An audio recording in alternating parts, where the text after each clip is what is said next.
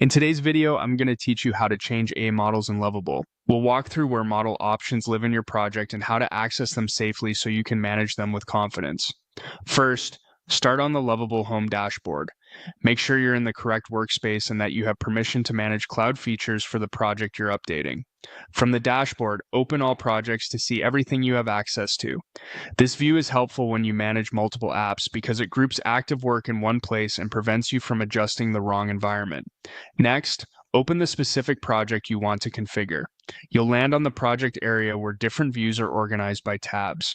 What we need is the cloud view. Open Cloud to work with the managed runtime that powers AI capabilities.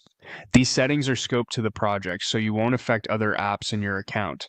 If Cloud isn't active yet for this project, turn it on using the Enable Cloud control you'll see here. Enabling Cloud connects the project to Lovable's managed infrastructure, which is required for AI features. Depending on your plan, this may impact usage and billing, so it's a good idea to confirm you're enabling it on the correct project before proceeding. Once Cloud is enabled, the page will display the AI models available to this project. This is the place where model options are listed, along with any defaults your project might be using. You can review model names, typical strengths, and sometimes brief notes about performance trade-offs.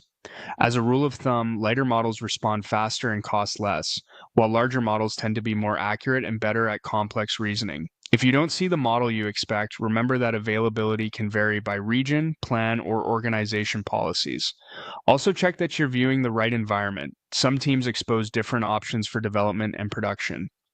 Before you make changes, take a moment to jot down the current default so you can roll back if needed, and communicate with teammates who rely on stable outputs. After you confirm your choice and any related constraints, the models list here is where you'll manage what the project uses.